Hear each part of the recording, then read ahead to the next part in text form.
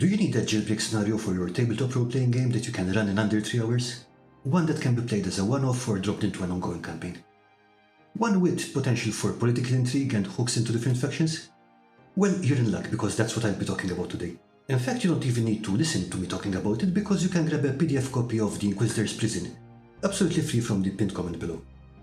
However, if you're the kind of person who likes to know how sausages are made, get a drink, sit down, and let's go over the process of designing this adventure. This scenario was designed for the Dungeon Tubers Dungeon Jam, in which several great tabletop role-playing YouTubers like Mystic Arts, Naigobi, Trekiros, and Corkboards and Curiosities are releasing free scenarios of all sorts.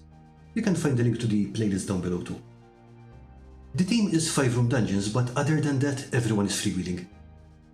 A 5-room dungeon is a specific narrative structure, originally codified by Joel 4. Ironic, I know. So let's start from there so we can see what we're working with. To be clear, it doesn't need to be a dungeon, that's just an easier way to say place where the adventure happens.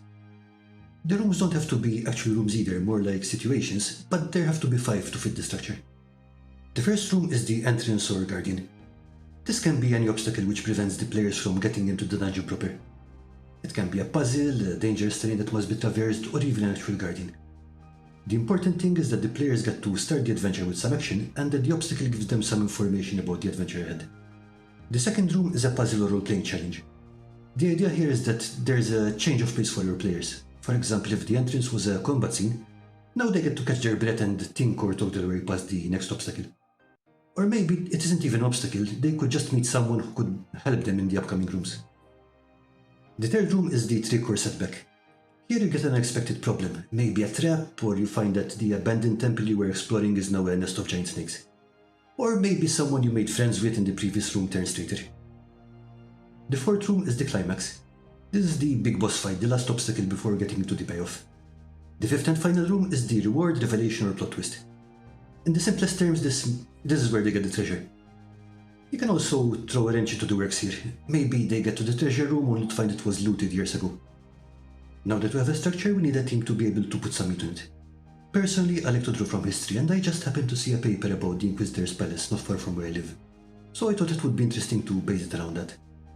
I also managed to find the 1698 plans, which I thought would make mapping easier, but I did end up redrawing the map to serve the structure of the adventure. So the internal layout is quite different from the real thing. Since the place has a small prison complex inside it, breaking someone out of it before they're made to spill their beans started to sound a lot like a good idea. Now we can start fleshing out the rooms. Actually, come along with me, I can show you what they look like. The Inquisitor's Palace is now the National Ethnography Museum, so we can take a peek at it to get a better idea of the vibe. I decided to set the entrance for the 5-room dungeon just before the entrance to the prison, rather than the door of the palace. The palace is a fairly large building, so it would be easy for the players to wander off and get lost. Instead, they start off in a small room, much like this one, with a cleric and some guards. Their objective here is to be let into the prison, one way or the other.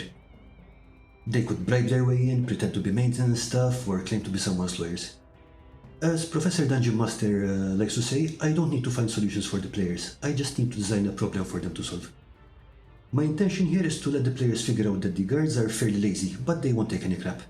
I ran this as a playtest for my group when 2 of the players couldn't make it to a session. Westport Terrain and Chris managed to work their way in by pretending to be a nun and a drunken blasphemer she had managed to apprehend off the street. The combined role-playing of the 2 was enough to get them past this point. For the puzzle and role-playing room, I went for the cells and the prison courtyard. Now, I'm not entirely certain whether the prisoners were allowed time in the yard. But since the prisoners were mostly kept in communal cells, and the Inquisition here cared enough for them to make sure they had windows and toilets, I figured it was plausible enough. That big hole at the end of the yard would not have been there, by the way. That's part of the original sewage system and would have been covered over. Another thing I fudged here was the nature of the prisoners. In reality, most of the prisoners would have been everyday people accused of religious crimes. To add a little tension, some of the prisoners in the game are dangerous criminals that would normally have been dealt with by civil authorities. But, you know, it's perfectly possible to be both.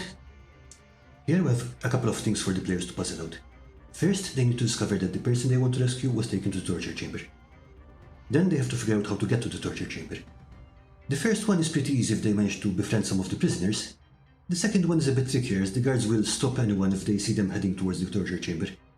My players befriended an old man who wanted in on their escape plan, and gave them all the details.